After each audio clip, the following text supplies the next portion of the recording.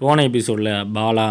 விவசாயிக்காக கிணத்த வெட்டலான்னு plan பண்ணிக்கிட்டு இருந்தான். இப்போ என்ன நடக்குன்னு போய் பார்ப்போம். அதுக்கு முன்னாடி சேனலை மறக்காமல் சப்ஸ்கிரைப் பண்ணுங்கள். தேங்க்யூ. பாலாவோ அன்றைக்கி நைட்டு கிணத்துக்கிட்ட வந்துட்டு, ஆத்தாடி இந்த கிணத்த தான் தூர் வர போகிறோமா, என்ன இந்த கிணறு ரொம்ப ஆழமாக இருக்குது, இந்த கிணத்த எப்படி நம்ம ஒத்தையாக தூர் வர போகிறோம், இந்த பெட்ரோல் பையன் இங்கே ஆளையே காணா, இவனுக்கு இதுதான் வேலை, நம்ம கூப்பிட்டா சொன்ன டைமுக்கு வரமாட்டான் அப்படின்னு ஒத்தையாக நின்று பேசிக்கிட்டு இருக்கும்போது கிணத்த எட்டி பார்த்தான். என்னது இந்த கிணறு இவ்வளோ ஆழமாக இருக்குது, அதுவும் வெறும் பாறையாக தான் இருக்குது, இது எப்படி நம்ம வெட்டுறது, அது ஒரு நாள் நைட்டுக்குள்ளே எப்படி பண்ண முடியும்,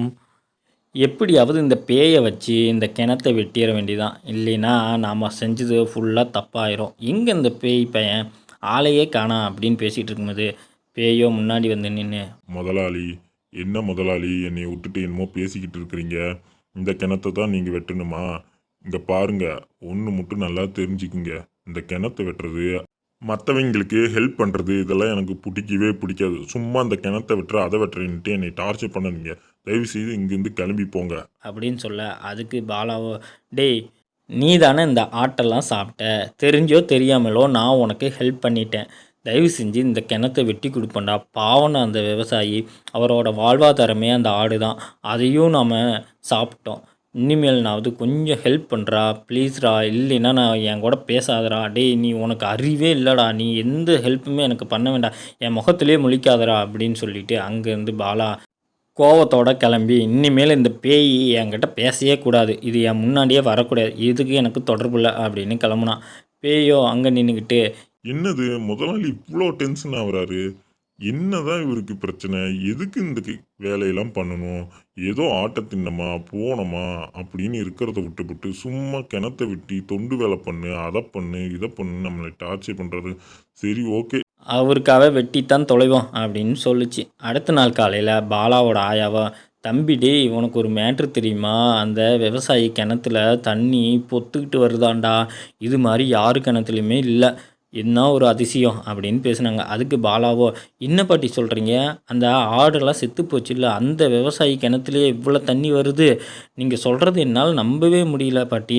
எப்படி ஒரு நாள் மட்டும் அவிஞ்ச கிணத்துல மட்டும் தண்ணி இவ்வளோ தண்ணி வருது, இது ஏதாவது ஒரு அதிசயம் நடந்திருக்கும் அப்படின்னு பேசிக்கிட்டு இருந்தாங்க. பாலாவோ தனியாக போயிட்டு, டேய் எலும்பு பையில நீ தான் இந்த வேலையை செஞ்சுருப்பின்ட்டு எனக்கு நல்லா தெரியும், ரொம்ப சாரிடா, நைட்டு ரொம்பவும் ஹார்டாக உன்னை திட்டேன், என்னைய மன்னிச்சிக்கடா, எங்கே இருக்க, தயவுசெய்து கண்ணு முன்னாடி வாடா அப்படின்னு சொல்ல, பெட்ரோல் பேயோ,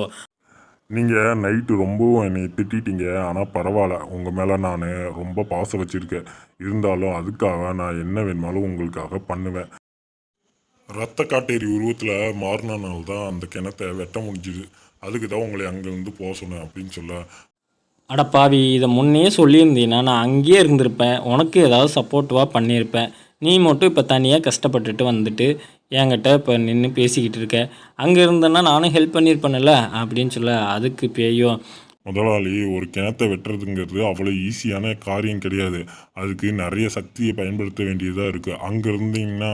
உங்களைய அந்த சக்தி ஏதாவது பண்ணியிருக்கோம், அதுக்கு தான் உங்களைய சூதானமாக சொல்லி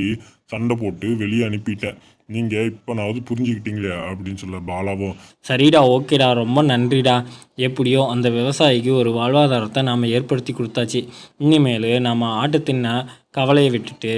சந்தோஷமாக இருக்கலாம், அவருக்கு ஒரு கிணறு கிடச்சிருச்சு போதும்டா அப்படின்னு பேசுனாங்க.